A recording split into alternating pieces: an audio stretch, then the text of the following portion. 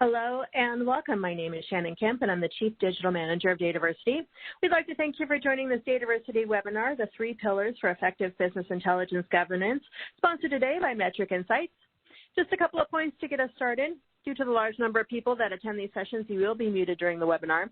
For questions, we will be collecting them by the Q&A in the bottom right-hand corner of your screen, or if you like to tweet, we encourage you to share highlights or questions via Twitter using hashtag Dataversity. And if you'd like to chat with us or with each other, we certainly encourage you to do so. Just click the chat icon in the bottom right-hand corner of your screen for that feature. And as always, we will send a follow-up email within 2 business days containing links to the slides, the recording of the session, and additional information requested throughout the webinar. Now let me introduce to you our speakers for today, Marios Moscovici and Mike Smitherman. Marios has over 20 years of experience in analytics and data warehousing. Marios is the CEO of Metric Insights and the leading provider of a BI portal that helps organizations organize their BI environments and ensure users are getting the actionable data they need. Mike has over 15 years of product and marketing experience in the business intelligence industry and is the VP of Sales and Marketing at Metric Insights. Mike helped bring analytic products to market with senior roles at Seagate Software, AIM Technology, T-Leaf, and more. And with that, I will give the floor to Marios and Mike to get today's webinar started. Hello and welcome. Well, thank you and welcome everyone. This is Marios, and today we're going to talk about the 3 pillars of effective BI governance. And we hope to leave you not only with some ideas and examples of what makes BI governance work, but just some tangible methodology as well that you can apply in your environment. So we'll talk about what the effective governance means, take a look at what the BI governance lifecycle looks like, show you some examples, and then wrap up with Q&A. So rather than boring you with a long definition for what BI governance is all about, I thought I would provide you with a few signposts or markers that you can use to take a look at your own organization and assess, how effective of a governance platform do you have internally. So let's talk about what some of these characteristics are of well-governed BI environments. First of all, there's happy coexistence between security and discoverability. What do I mean by that? Well, in a well-governed environment, users can find content, and not only can they find the content that they have access to, but they're able to say, here's some content that maybe I don't have access to, but I can request it. And that's important from a request access to it. And that's important from a governance perspective, because if there's something that's near or close to what I'm looking for, then I can request access rather than going off and building almost near duplicate of that and wasting a lot of effort. Another key criteria is that a well-governed BI environment is much more like a garden than it is a jungle. So, think about your BI environment, whether you use Tableau, MicroStrategy, or any BI tool. When you go in there, does it look like a well-manicured Japanese garden? Those ones where, every leaf is in the right place and everything is beautiful and well organized?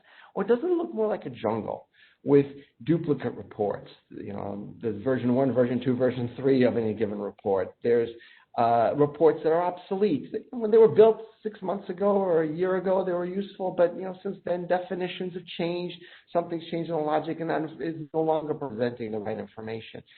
Is it easy to find things, or are you constantly hitting sort of clutter of this obsolete or duplicative content, so that the user experience for finding things feels like just navigating through this dense jungle? Similarly, ask yourself the question, what's the level of trust that you're seeing in both the data and the reporting? So trust takes on multiple dimensions. It's both about the fact that your users feel like, hey, I know which content I need to go to find information, but it's also about knowing that the data is accurate and that it's timely. Do I know and can I trust that when I'm looking at this dashboard, not only is the underlying data correct, but that I understand what the dashboard is saying, I've got the right context for it, and that the information is current. That I'm not looking at data from 3 days ago, I'm looking at yesterday's data. A high, well-governed environment has a high level of trust. And then, of course, if you have all these pieces in place, then you'll see high utilization of your BI tool licenses. So BI tool licensing is typically one of the largest items of cost for a BI organization.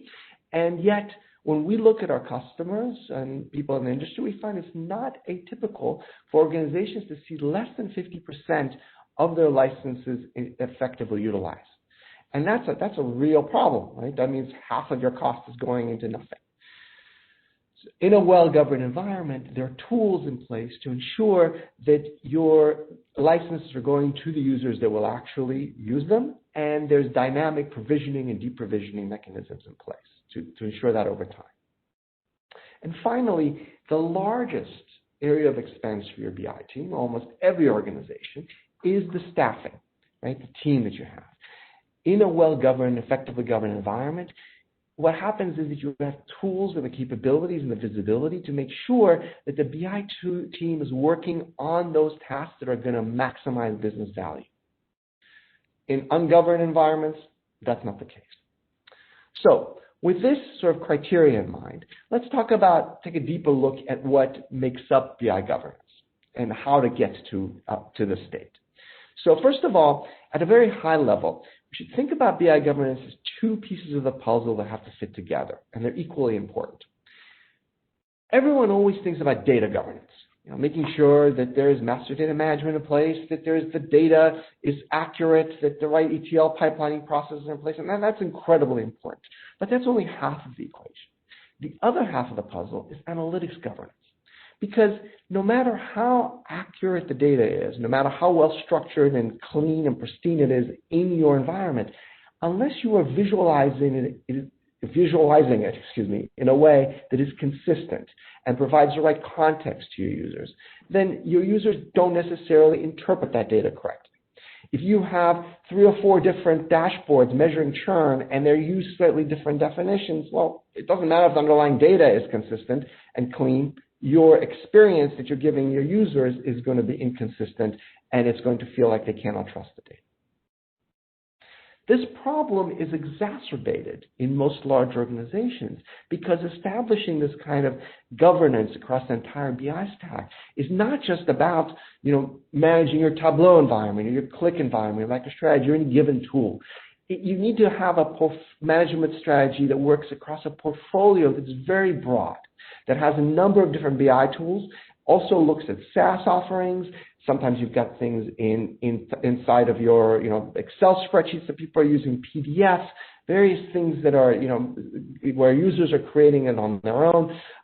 Maybe it's in SharePoint. So there needs to be a strategy and an approach to BI governance that is universal and covers all the different content that you have in your enterprise with a consistent fabric. And that's a big challenge. So how do you get there? Well, there are 3 key pieces of the puzzle that have to be fit together. The first one is around data literacy. Right? So you need to be able to, obviously, to have good governance, you need to be able to have an environment where your users know how to find the data, know what they're looking at, and can interpret and use the right analytics to perform their day-to-day functions. So let's break that down and unpack it a little bit more.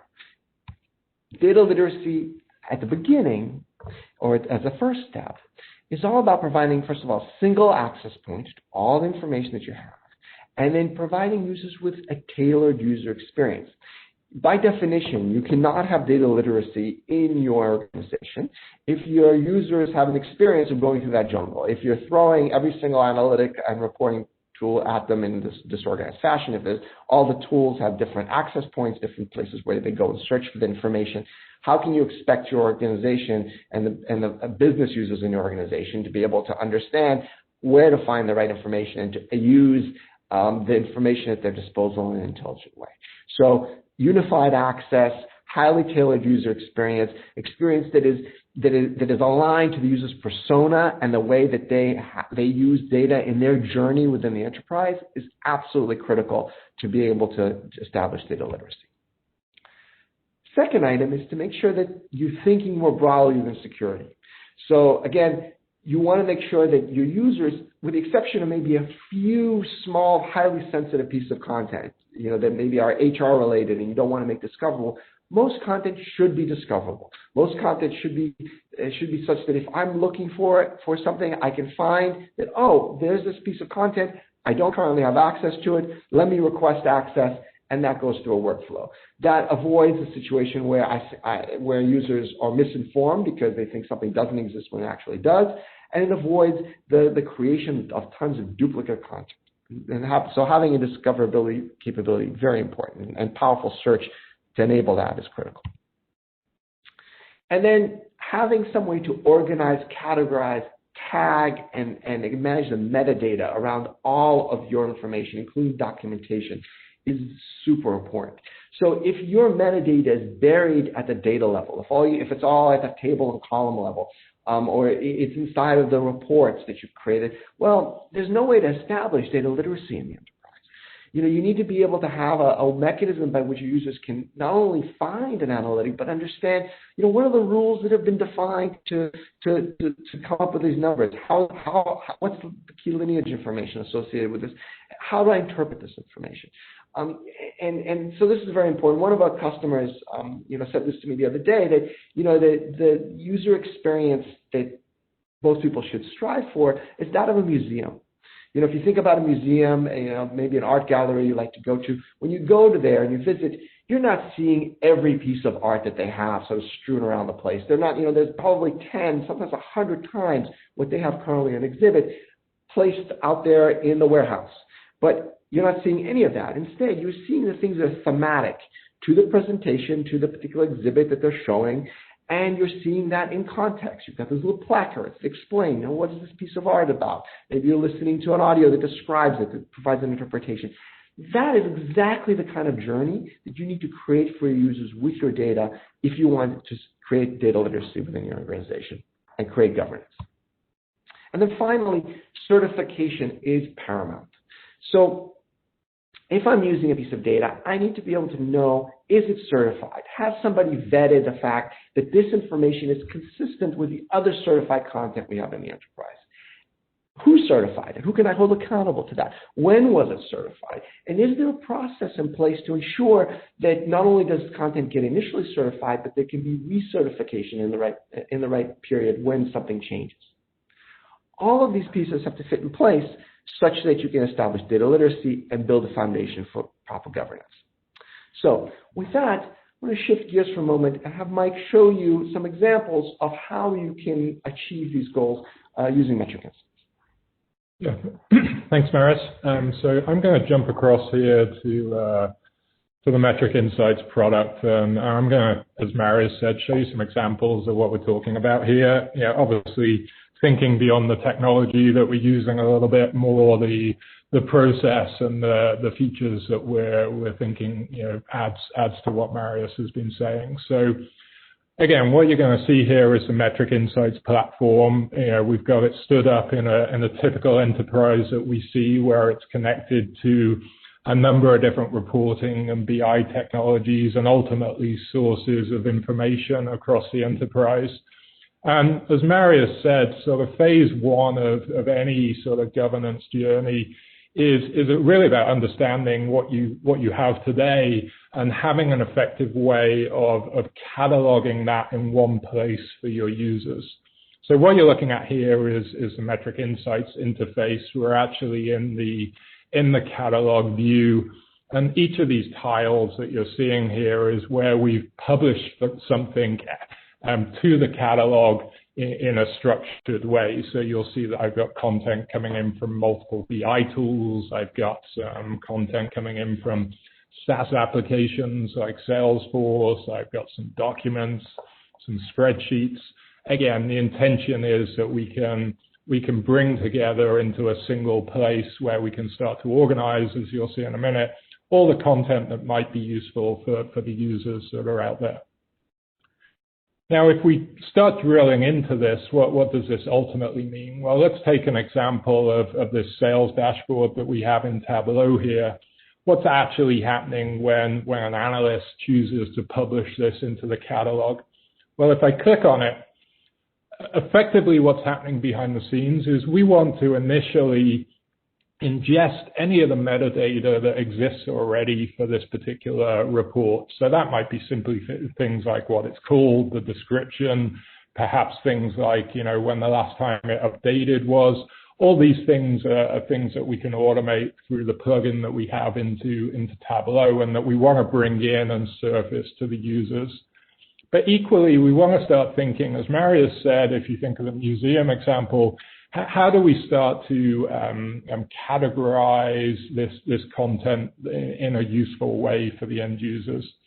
And so having the ability to layer on additional metadata or additional context to this is critical. So I'm looking at a preview here of the dashboard. Down the right-hand side, you'll see some examples of that. So we probably want to highlight ownership of this content so that we've got some responsibility for it, whether that's business owners, technical owners, maybe you've got data stewards who are responsible for the data behind it.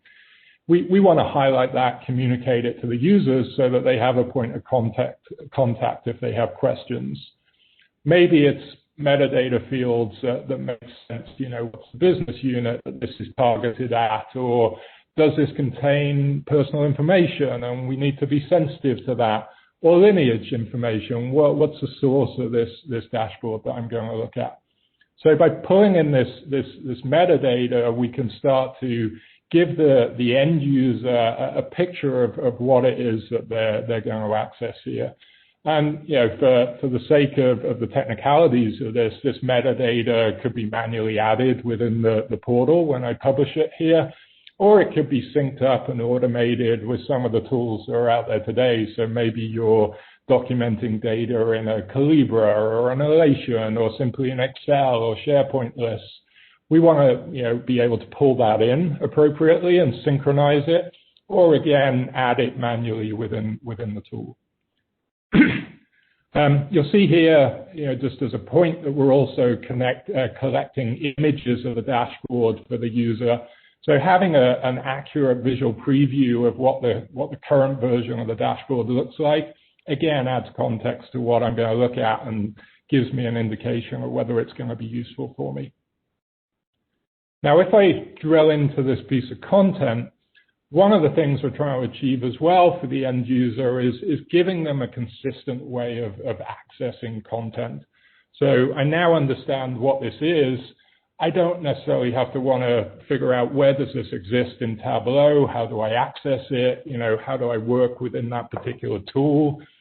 We want to give users a consistent experience in a governed environment. And so you'll see actually what we're doing here is we're embedding the Tableau dashboard. This is the live Tableau dashboard, so I would be interacting with it in the same way as I would in Tableau.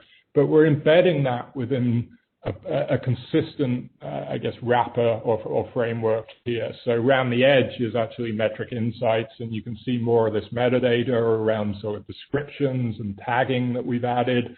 You can see things like the ability to add further documentation and context to the dashboard in a consistent way.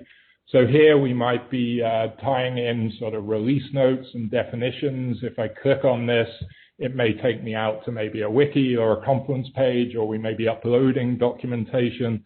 But again, the intention is if a user is truly going to trust the data that you're providing within the dashboard, we want to make sure that they've got the context to interpret it right. So that might be things like giving them, objectives for what's in there, definitions of metrics, where it's come from a data source perspective. So having this consistent view with a consistent way of categorizing the content gives the user some trust in the data. And also by embedding it in this way, again, regardless of whether this is Tableau, Click, or MicroStrategy, functionally, we can start to give users a consistent experience as well. So whether that's in terms of being able to share content in a consistent way, subscribe to it to receive in their email, create bookmarks against the content so that they're always coming into their slice of data, even collaboration around it so that they can add context into the content is key. And so whether I'm accessing Tableau, whether I'm accessing MicroStrategy, Click, any reporting tool, even a PDF, I get a consistent way of doing that. So if we jump back to our homepage here, so we're publishing content, we're adding context and categorization to it. Another layer that Marius spoke about is the concept of certification as well. And so you'll see some of this content have green check marks on it with an indication that it's been certified by a particular person at a particular point in time. Now, certification typically happens again at sort of the publishing time. So as an analyst responsible for publishing content into this catalog, I may also be responsible for checking it, testing the data, QAing it, and giving it a stamp of approval, so that when users come in, they're able to see, which data they can truly look at and trust in there. And so whether it's a simple sort of, certification by a single person like this, or whether it's more a process that goes through a workflow where maybe there's people sort of staging the content into the catalog, but as an analyst or data steward, I'm responsible for essentially checking that and either then certifying and publishing it, or perhaps sending it back if I see issues with it. I should be able to do that again before it hits the end user and those business users who are going to make use of it. So that's really sort of phase one, is starting to get sort of this consistent way of publishing, documenting, and accessing content. Obviously, as well, there is a security and permissions aspect to this. So I've just moved across to another browser here. I'm logged in as more of an end user. And obviously, my permissions ultimately dictate what I see and what I have access to in terms of the categories of content and the tiles that are relevant to me. So Marius spoke about this concept of sort of discoverability versus security. Clearly, there is a security aspect where we want to make sure users are only seeing what they should be seeing. But equally, I should be able to search through that content very easily. So as a user, I should be able to come in and browse through my categories of content, regardless of tool, but also search across that catalog for things that are interesting to me in a way that's making use of all that metadata and fields that we've added to the content. So when I search within the portal here or within the catalog, it's looking across that content. It's searching through all those metadata fields that we had in place. It's allowing me to filter out things that are certified so that I again can focus on the key pieces of content that make sense to me. Equally, though, with this concept of discoverability, if I'm browsing through the catalog and there are things that perhaps I don't have access to, but that have been deemed discoverable within the catalog, I should be able to see that. So you've got an example here where I'm browsing through some procurement dashboards. I can see they have a lock on them. And again, this is where they've been published as discoverable. My permissions dictate I don't have access to these today, but there should be a process that if I see something that looks interesting to me, I can click on that and request access from the owner of that content. That can then be something that's pushed into a workflow or that's provisioned by the owner so that they can give me access when I'm not requesting a duplicative piece of content just because I don't have access.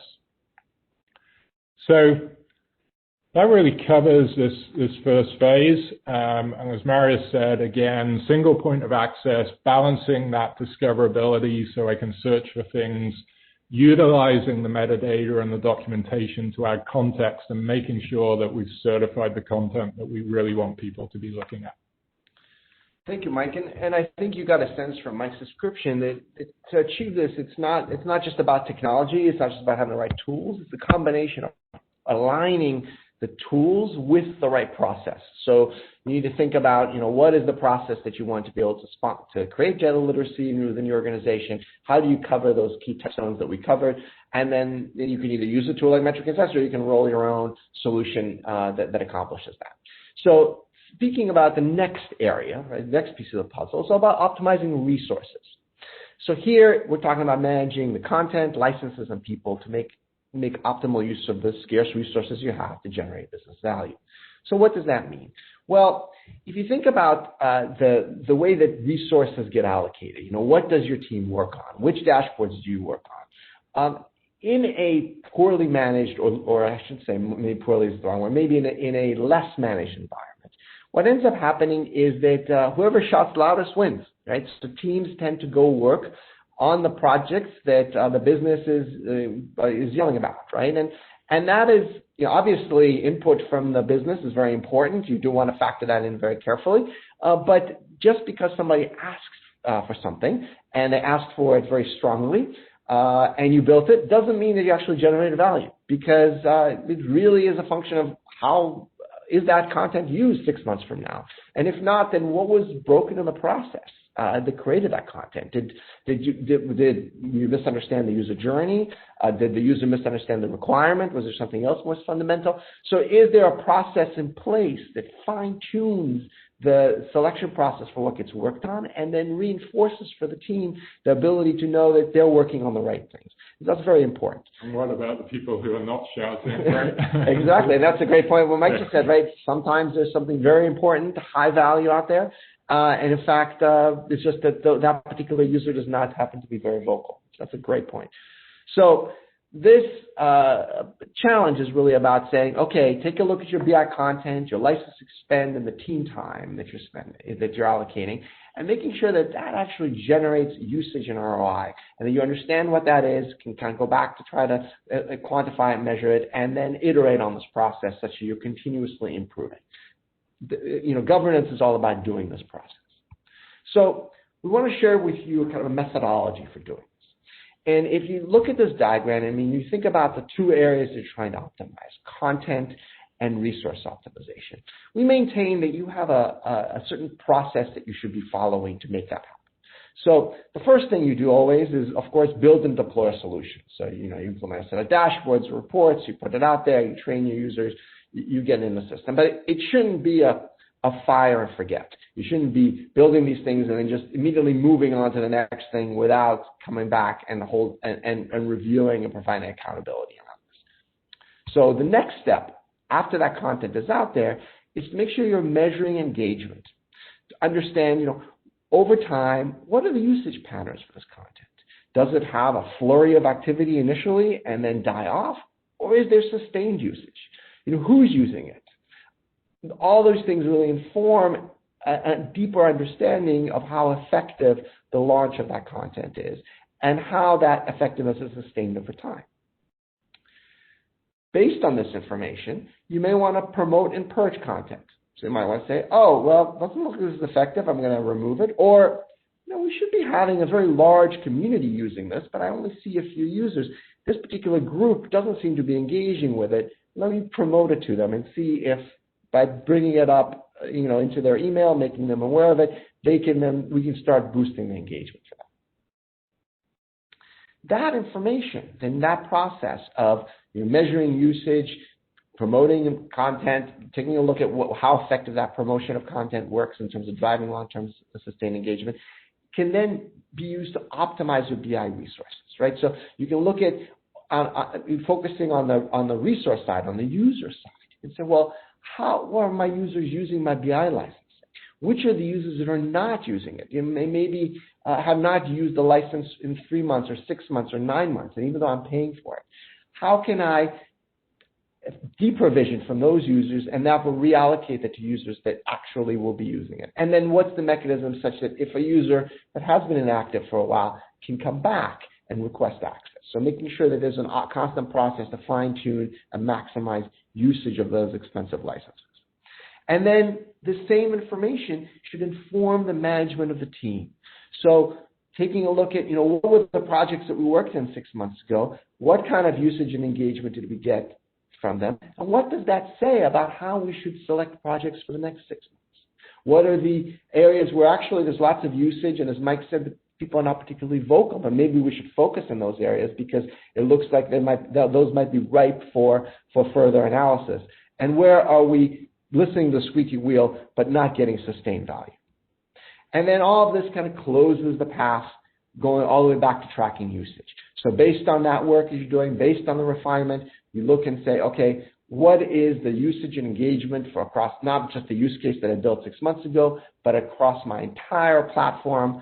And based on that, what changes do we need to do in organization, in alignment of resources, and also in categorization, tagging, etc., and in what gets built next. So iterating in this process continuously just keeps on upping your game from a BI governance perspective and gets you to the point where you're really optimizing the resources at your disposal and maximizing business value. So to do this, you obviously need to have usage tracking, you need to have BI tool licensing utilization, and you need to have mechanisms by which you can promote and deprecate content. So let's look at some examples. Okay, so let's go back over to our Metric Insights instance here. So the foundation behind this, I guess, is having a consistent way of capturing that usage data. So a lot of the tools that you'll be working with probably has some level of that. The challenge becomes in this sort of heterogeneous environment, how do you get the real picture of what's going on when there's content in different tools, people are consuming it at different touch points? It becomes challenging to do that. So by having all this data together in sort of this catalog environment, we can start to look at it more holistically. So what actually Metric Insights is doing is capturing usage data at every touch point that it might happen. So if you think of a dashboard, it could be being accessed through the catalog that we just looked at because people are searching for it or clicking on a tile. Could be being accessed directly in an underlying tool like Tableau where they've bookmarked that particular piece of content and go back to it every day. It could be that that content is being sent out in email. And I'm consuming it through a distribution, and that's how I have access to it, or a mobile device. Essentially, we need to look at every touch point to get an accurate view of, is this piece of content being used? And that's what's happening here, is we're capturing this number of views, this engagement number, across the different data sources that we might be connecting to for this information, across the different categories of content that we're organizing this in, and across the different users and user groups within the business. And what that starts to give us over time is a view into, what content at this point in time is most popular and may drive, other areas that we want to build content in, what's increasing in popularity over time. But also, what's decreasing in popularity? BI is this organic beast where, what I created a year ago might not be useful now, and what I'm creating now might not be useful in a year. So we need to be on top of, how is content being used and what's the life cycle of that content, as Marius said. And then ultimately, what are we creating that is actually going unused?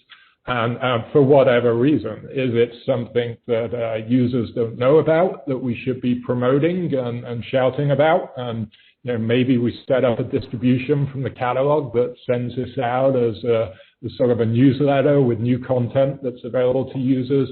Or again, is it even dropped off of this curve on the right here and actually it's just not useful anymore? I should be able to look at that and take action on it. And it's not as good. It's not as good to just look at these high-level numbers. Marius touched on this. You really need to understand the engagement patterns with the content over time. So even though I see something like the Tableau sales analysis dashboard that we've been looking at has what appears to be fairly high engagement over the last 60 days, what did that actually look like? Do I know whether that was because I promoted it on day one and 1,800 users went and looked at it and never looked at it again? Or am I getting consistent engagement with that content?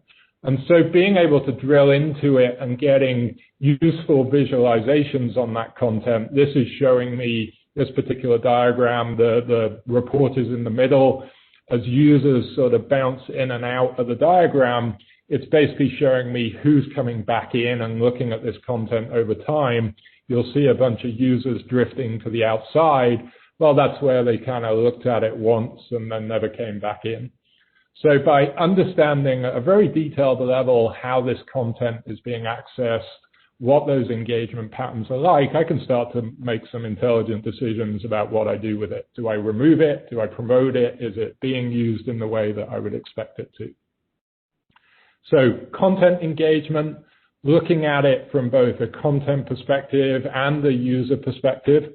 So, which groups of users are engaging, which ones are shouting the loudest and getting content, who isn't using stuff because they haven't been shouting and we haven't been creating content for them. What are users searching for? So this comes back down to our sort of metadata discussion and how we categorize content. Are people searching for things and finding reports or dashboards that answer those questions?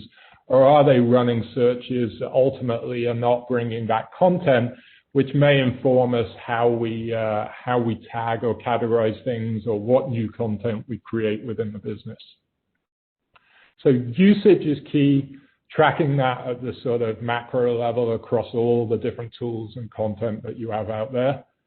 And then the second piece of the puzzle is tying that back to the costs that the spend that you're making on the different tools that you have. As Mario said up front, it's not uncommon for people to be investing in licenses who are just completely going unutilized in the business. And so, in times when we're having to justify every dollar that we're spending across the business, this becomes critical for justifying your BI programs. And so taking that user data that we just looked at, mapping that against the licenses that we have and that we're spending for each of the tools that we have, we can start to automate the process of understanding, okay, how are those licenses being used? Are we giving them to users who are ultimately never coming into the tool? Are we giving users licenses sort of above their grade? The content publishers on a particular tool, but all they ever do is receive a dashboard in their email, and maybe we can downgrade the license. Looking at that gives us potential savings around licenses based on actually what is being used in the content that we're creating. And then having a process that allows me to either enable users to request licenses if they don't have them, or automatically deprovision licenses if they're not being used, helps us manage that cost and justify that cost in a much more effective way. Thank you, Mike. So let's look at the last piece of the puzzle. So we've established data literacy, we've optimized resources. The last key piece is generating trust. In both the BI team and in the content. Right? And when we think about this, I think it's important to sort of start with the premise that no one's going to be 100% perfect 100% of the time. Right? So no matter how good your data pipelining process is, you're going to have days where something happens downstream that's a problem. There's something wrong with the data feed. Your Tableau data extract fails. Something goes wrong. And so really trust isn't about being perfect. It's really about what you do when you're not perfect. How is it that users understand what's going on? And so in a governed environment, well-governed environment, there's transparency. And a business user knows whether the data is accurate or whether the data is delayed or whether there's any kind of issue with the data. And they know it in a timely way. They don't discover that on their own and then inform the BI team. You don't get these angry emails or calls saying, hey, what's going on? This data is bad. Instead, before the users even look at the data, they're given the context of, hey, there's a problem and we need to take a look at it. And that's absolutely key. So to do that, you need really three things. You need to be able to have data quality alerting in place, right? You've got to know that there's a problem. And then that alerting needs to go to the right stakeholder to take action. Similarly, there needs to be communication around that. So just having the alert go to analyst, if there's a problem, probably not sufficient if there's not a proactive way to communicate to the end user that, hey, the data in today's report is either delayed or it's suspect. There's something wrong with the pipeline. Don't take a look at it. Wait until later today until we've resolved it.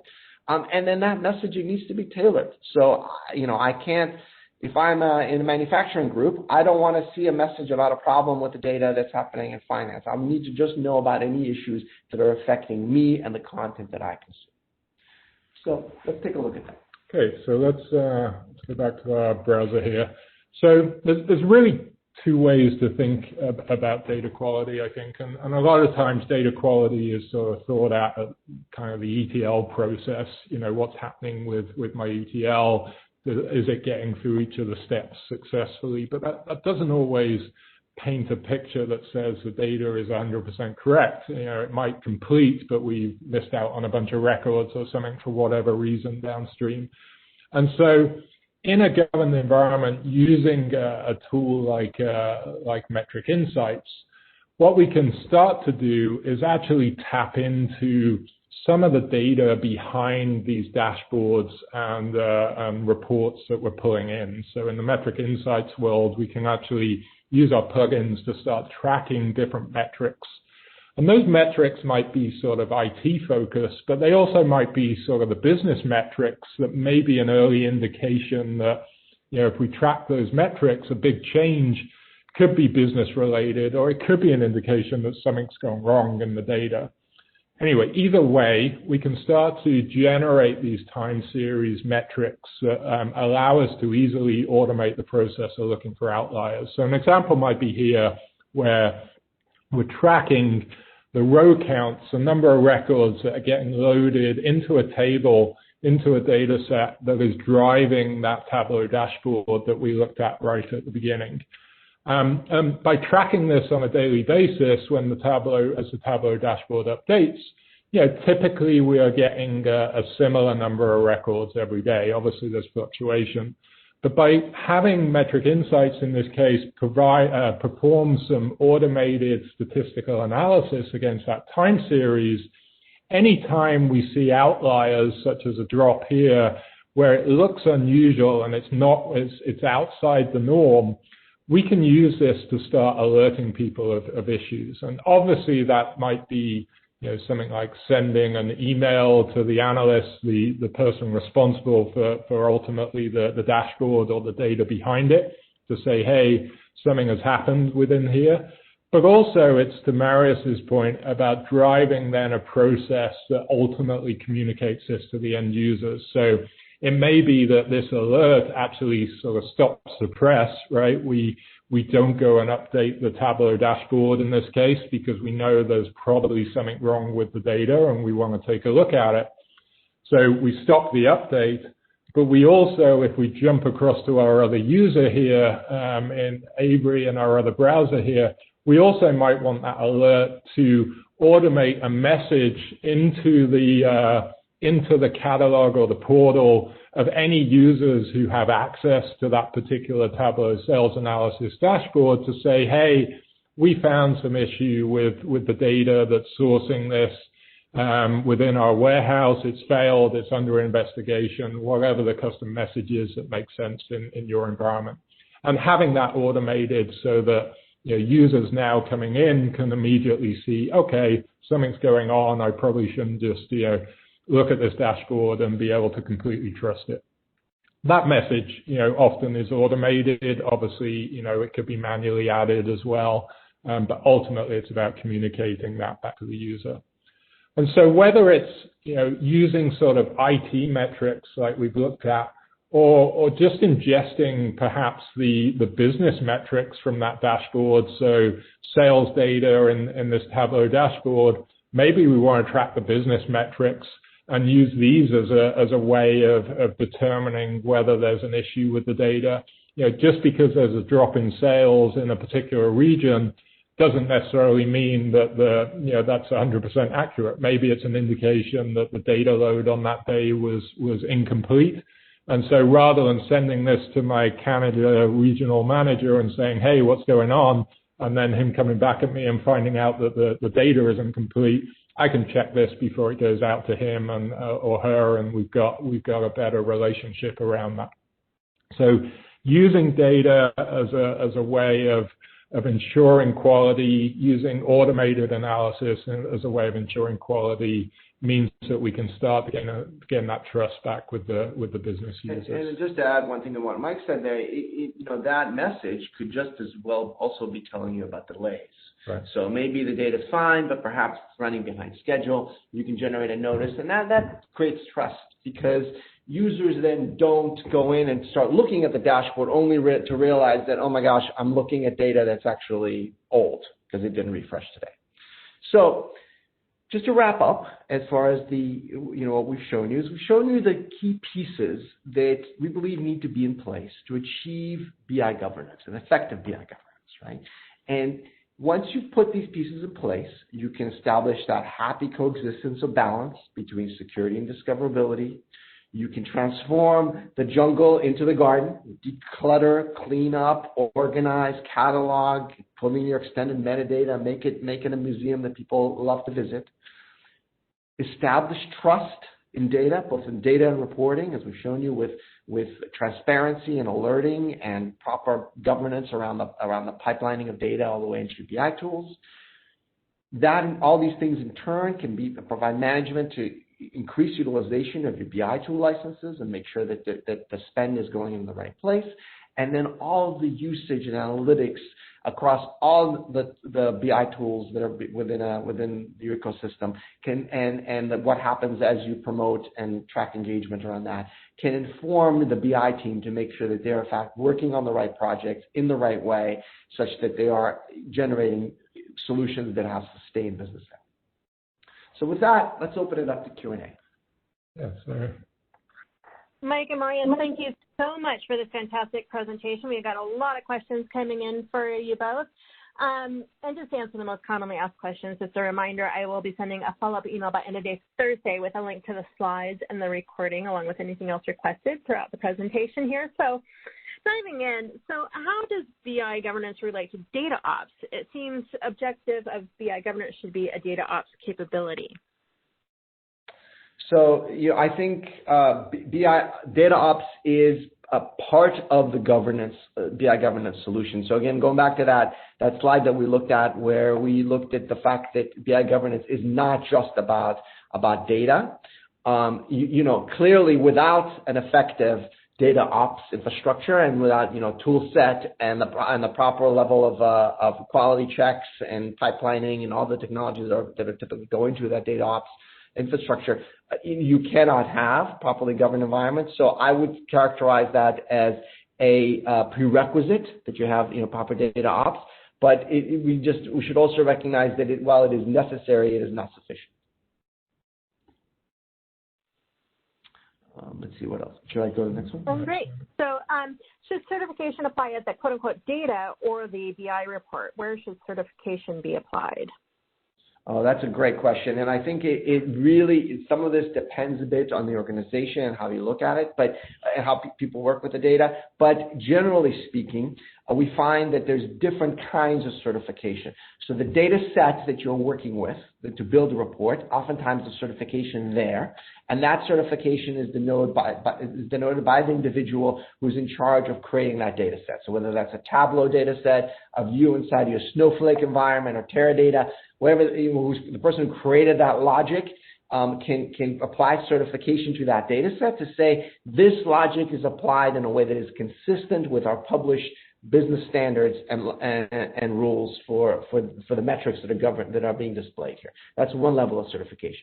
Another level of certification needs to be at the visualization level, because there the Tableau developer or MicroStrategy developer, what have you, building that content is basically certifying to say, I've taken this data and I have represented it in my visualization in a way that is consistent with our definitions of the key terminology that I, by the way, documented here along with the visualization. So that piece creates a continuity of certification from the data all the way to the user.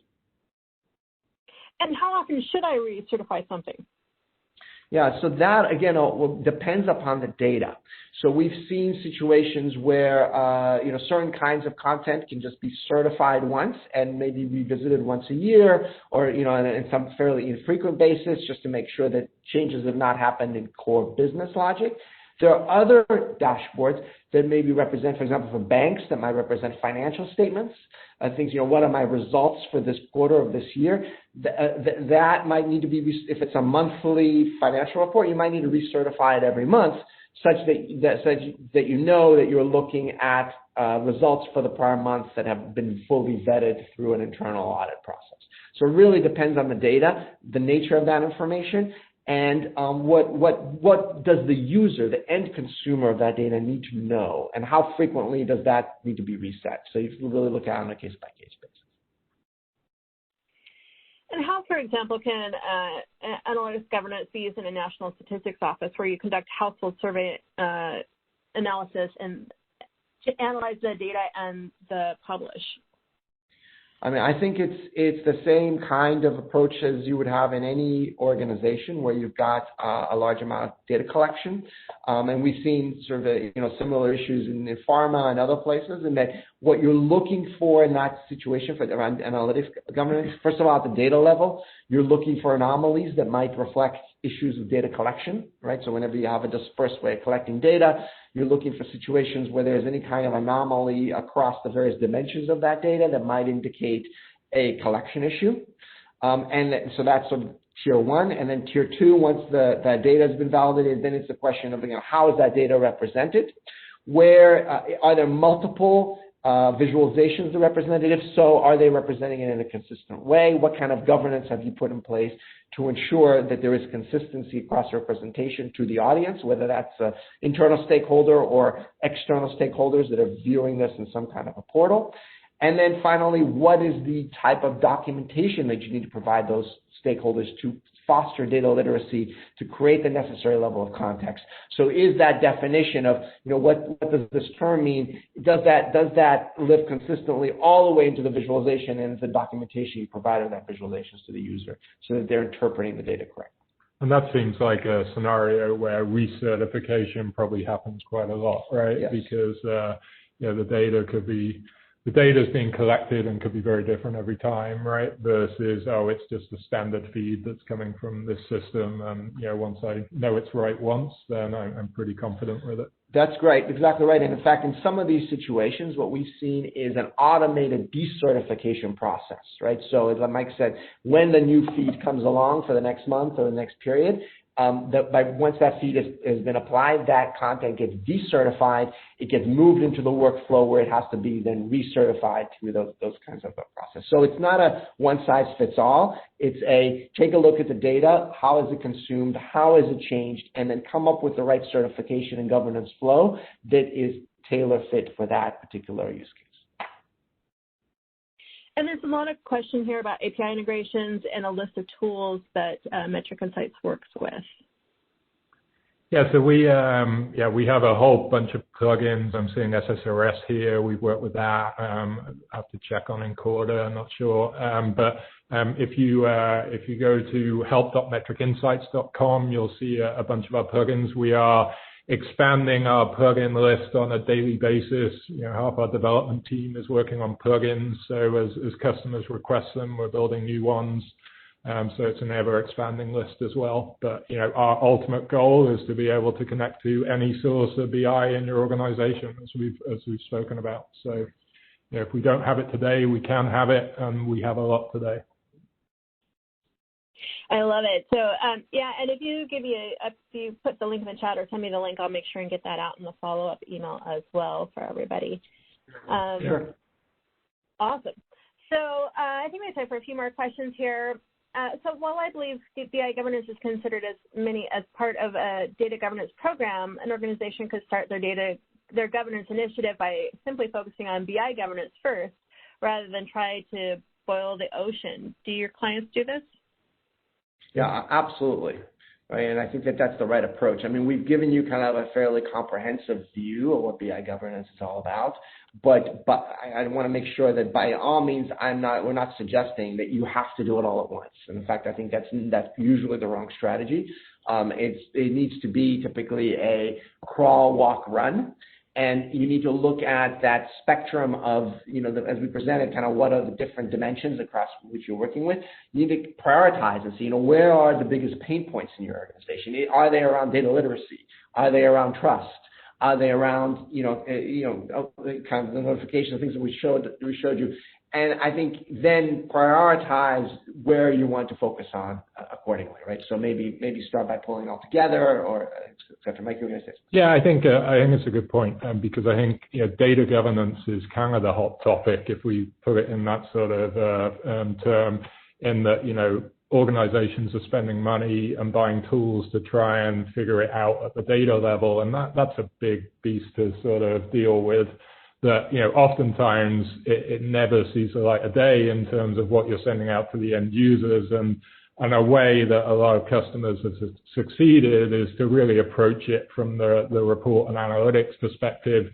If I'm going to certify and govern a piece of content at the end user perspective, then that's ultimately going to require me to go and certify the data behind it as well. But again, I'm not boiling the ocean and trying to certify every data point I've got in the organization. I'm doing it in terms of what people are actually consuming. Yeah, and what has the highest risk of creating issues for people if they don't understand it. So there's across many different vectors, you want to very, very thoughtful and prioritize the effort that you spend on it. So does the search just use keywords or use any type of sentiment analysis? The search uses it's keyword based, but not just keyword. There's a natural language component to it as well. So you can ask more kind of a regular language search. Mike didn't show you this because it wasn't like a detailed product demo, but that same search is actually possible from Slack or from Microsoft Teams. It searches across name, description, all the tags, the extended metadata that you loaded either manually or through integration with tools like Calibra or Elation or Excel spreadsheets where you might have some additional metadata. So wherever it is you've got it, we're searching across all of that based on the either a simple keyword as well as a more of a natural language type of a search algorithm. And the results are ranked obviously based on relevancy of search terms, but also things like engagement, right? Yes.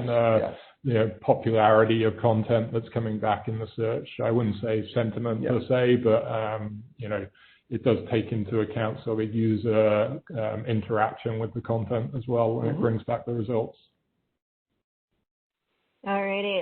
There's so many great questions here. Some of the questions I think we could have full webinars on. And I'm going to try and slip in a couple of more here. How do you manage certification in complex enterprise where there are lots of stakeholders who need to certify content? Yeah. So that really comes to designing a certification workflow that fits with your stakeholders. So in an example that Mike showed, you showed kind of two simple, both of them are fairly simple, but they're very different kinds of functional certification flows. The first one was very basic, where a user just certifies their own content. That's typically maybe small organizations might do that. Maybe when you're starting, you would do that. Oftentimes in large organizations, there are many users, and sometimes they do not even certify their own content. There might be multiple layers of certification. So the idea is to be able to look and enable a workflow that supports the needs of your organization. To give you an example, many of our customers, we use something called content sync, where all of the content that has been created in a BI tool in a particular area is brought into a staging area within Metric Insights. Then a user can use one of those pages that Mike showed you where they can see all of the items that are in that staging area that they own, the ones that they've created themselves or are owners of. And then they can review each of those items and indicate if they certify it, in which case it then gets moved and published into the right place within where it's visible by the users. Of course, they're adding, as part of the certification process, they're adding metadata, they're conforming to whatever standards have been specified for a certification. Or they may say, you know what, this is piece of content we don't really want to publish, in which case then it just stays in a non-visible area. So that's just one example. And that might be multi-stage as well, right? So I may see a piece of content that's coming to my area. It may be that, I say, okay, this looks useful, but I actually pass it on to someone else to do the certification, right? And ultimately, one or more, someone certifies the data, it then goes to someone else to certify the report, and ultimately gets published into another area. But effectively, what are you doing with that? You're effectively, over time, opening that piece of content up to a certain user who is responsible for a certain stage until it ultimately gets put in a category that is available to the end users. But in all cases, it's a distributed process, right? You just, in any kind of large organization, it is not one person or even a single group of people that's certifying content. To be effective, it needs to be pushed out into the lines of business, into the folks that actually know that content, maybe the authors of that content, and have a workflow that supports that distributed process with some centralized governance and monitoring to understand, how much of a adoption is there in that area, is there any issues, things like that. Well, Marius and Mike, thank you so much for another great presentation. Great to have you guys back with us. And thanks to Metric Insights for sponsoring today's webinar. But I'm afraid that is all the time we have for today. Again, just a reminder, I will be sending a follow-up email to all registrants by the end of day Thursday with links to the slides, the recording, and the additional information requested. So I hope that everyone has a great day out there and stay safe. Thanks, everybody. Appreciate it. Thanks, Mike. Thanks, Marius. Thank you all for joining us.